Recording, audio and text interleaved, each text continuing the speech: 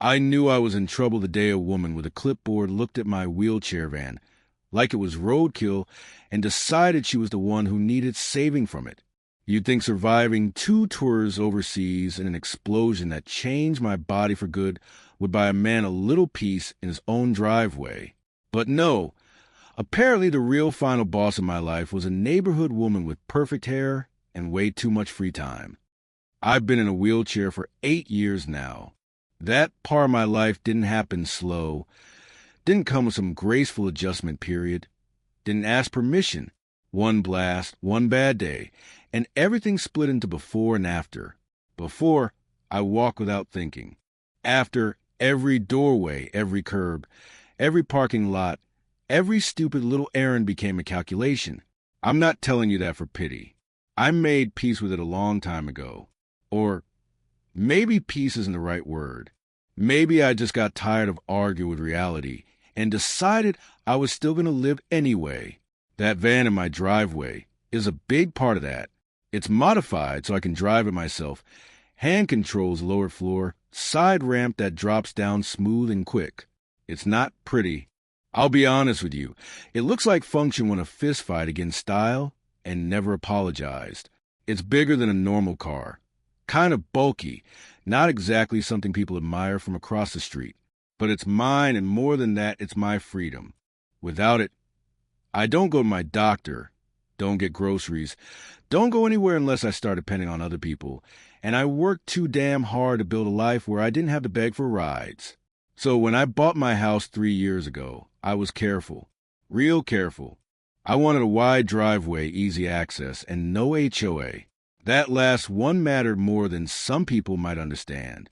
I'd heard enough stories to know I did not want a committee of bored strangers deciding whether my grass, my mailbox, or my medically necessary vehicle fit their idea of beauty. My place sits on a corner lot, and the neighborhood around me does have an HOA, but my property predates all that and was never included. I checked every record before signing anything.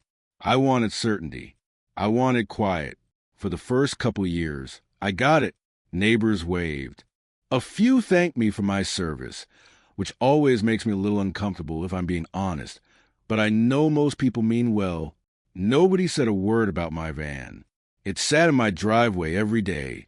Same place, same ugly shape, same ramp, same life. Then about 6 months ago, a new family moved in a couple houses down, and with them came Larissa.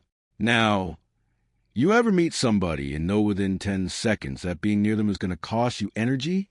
That was Larissa. Late 50s. Always dressed like she was about to accept an award for most organized human alive. Hair set just right. Smile tight enough to cut glass. She had that look some people get when they confuse control with virtue. Like if something offends their personal taste, it becomes a moral emergency. Within a month, she got herself elected HOA president. I know, because she went door to door announcing it like a monarch taking the throne. When she knocked on my door, I answered, and before she really looked at me, before she took in a chair, before she said hello proper, her eyes slid past me to the van in the driveway. Her whole face tightened. She gave me that polished little neighborhood speech. Standards, community pride, protecting values, all that stuff people say when they want power to sound like service. I let her finish, then told her, calm as could be, that my property wasn't part of the HOA. She blinked at me like I'd insulted her religion. I explained it again. House predates the HOA, never included, confirmed before purchase. She smiled, but it got mean around the edges. Said that might be technically true, but I was still part of the neighborhood, and the neighborhood had standards that benefited everyone. I told her I understood that, but those standards didn't apply to my property. Then she looked back at my van and said, "We'll see about that." That should have been enough warning right there. But I made the mistake a lot of tired people make. I thought, surely an adult woman cannot be serious enough to start a war over a disabled man parking his own van in his own driveway. About a week later, I found the first note tucked under my wiper. Your vehicle is not in compliance with neighborhood standards. Please arrange alternate parking. No signature. Didn't need one. I threw it away. Then another one showed up. Then another. Each one a little more specific, a little more smug. Oversized vehicles prohibited. Commercial-looking vehicles not allowed. Must be stored out of sight. The dumb part was half of it didn't even make sense. My van was in my driveway, off the street. It wasn't commercial. It wasn't abandoned. It was being used every single day by the man who owned it and depended on it. After the fifth or sixth note, I rolled down her house and knocked. She answered in expensive workout clothes, looking like she just finished exercising other people's patience. I held up the note and told her we needed to stop this. She pulled that innocent act people use when they think gaslighting counts as strategy. Said she had no idea what I was talking about. So I laid it out plain. My property was not in the HOA. She had no authority over my driveway. And this van was not some hobby or vanity project. It was how I lived my life. I told her directly that I was a disabled veteran, and this was a medically necessary vehicle. Nothing in her face changed. Not a flicker. She said I could look into other parking options. Storage facilities, maybe. I actually laughed. Not because it was funny. Because sometimes something is so stupid your body reacts before your mind catches up. I asked if she really expected me to keep my wheelchair van in a storage unit. The van I needed every day. Like I was supposed to schedule access to my own independence. That's when she said the quiet part out loud. She said the vehicle was an eyesore, not inconvenient, not misunderstood, not a legal issue. An eyesore. I told her that eyesore was protected under federal disability law, and maybe she ought to read up on fair housing rules before she kept pushing this. She rolled her eyes at me and called it legal nonsense. That word stayed with me. Nonsense. Funny how rights always sound like nonsense to people who've never needed them. She shut the door in my face, and I remember sitting there for a second just staring at that painted wood, feeling this hot pressure build behind my ribs. Not the kind of anger that makes you yell. Worse than that, the kind that makes you tired. The kind that reminds you how often disabled people are expected to explain, calmly and politely, why they deserve basic dignity. I still thought maybe that would be the end of it. Then one afternoon I came home from a doctor's appointment and saw a tow truck backed into my driveway. For a second my brain didn't even process it. I just saw metal chains moving around my van. Then it hit me all at once, and I pushed hard, fast, straight up the drive. I shouted at the driver, asked him what the hell he thought he was doing. He looked uncomfortable right away, said he got a work order and was just doing his job. I asked him who gave it, and then, like a bad joke walking on cue, here comes Larissa down the sidewalk with that little satisfied smile. She said I'd been warned multiple times. Said the van had been reported abandoned. Abandoned. I had driven it 2 hours earlier. The tow truck driver started looking back and forth between us, and I could see it dawning on him that he'd been dragged into somebody else's little power trip. I told him straight. This was my vehicle on my private property, and if he hauled it away, I'd call the police and report it as theft.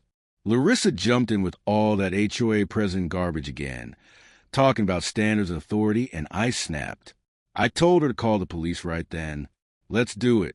Let's get uniforms and paperwork involved, since she loved rules so much. Police showed up about 15 minutes later. She kept trying to cut in, saying it was a neighborhood matter, that law enforcement shouldn't be there. That alone should tell you everything about people like that. They love rules right up until the rules apply to them.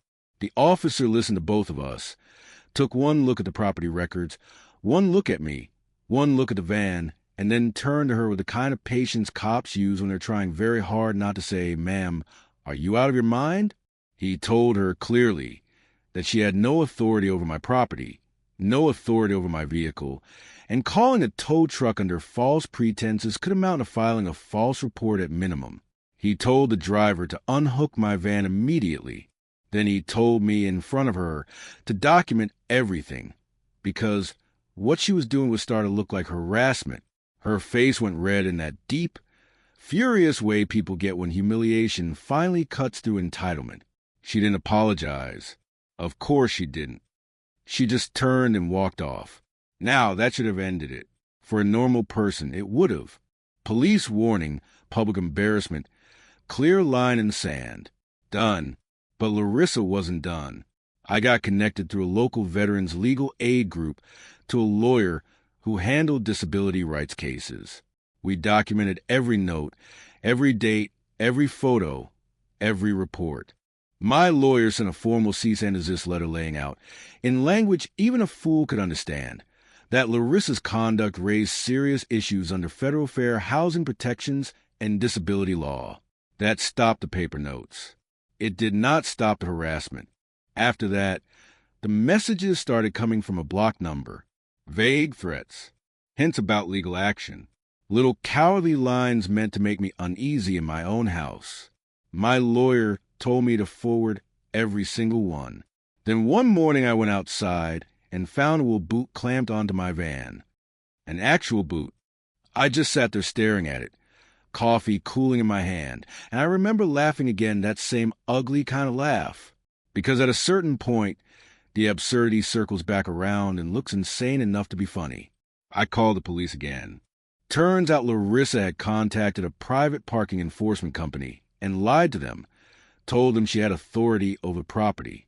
They showed up, found out real quick they'd been fed bad information, took the boot off, apologized over and over. And from what I heard, they were furious she'd put them in that position. That was the last straw. My lawyer filed a formal housing discrimination complaint. We included everything, the notes, the tow attempt, the boot, the messages, police reports, photos, timelines, all of it. And once the investigation opened, things got real in a way Larissa clearly had not planned for. Investigators talked to me, talked to her, talked to neighbors, pulled HOA records, asked for timelines, statements, communications. And here's the thing about petty people. They usually think everyone else is as scared as they are. Larissa had spent so much time throwing her weight around that she forgot witnesses exist. Neighbors started talking. A couple admitted they'd heard her bring up my van at meetings. Not just the van, either. Me, my disability.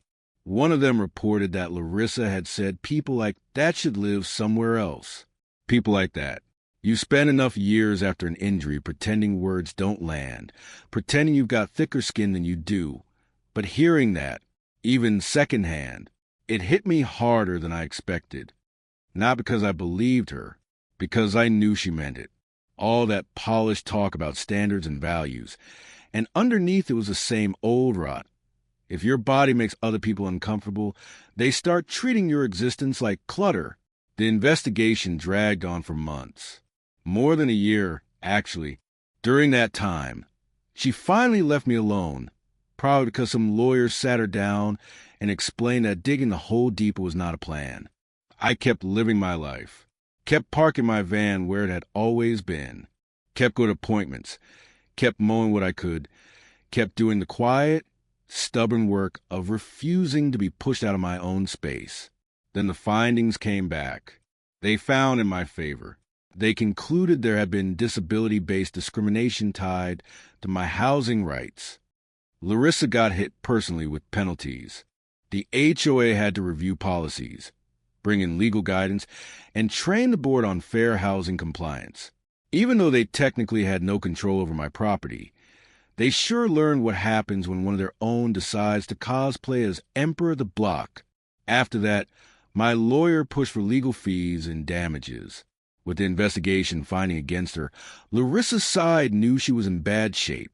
She ended up paying my legal costs and a settlement to avoid more litigation. One of the terms required her to resign from the HOA board and stay away from me and my property. Couldn't hold a board role for years. That part, I won't lie, felt good. Not because I enjoy ruining people. I don't. But because some people spend their whole lives betting that nobody will ever make them answer for what they do. They count on exhaustion. They count on fear. They count on disabled people already having enough on their plate that will just surrender for the sake of peace. That was her mistake.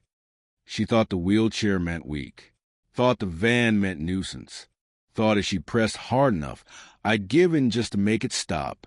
What she didn't understand is I already knew what it felt like to have life rip control out of my hands.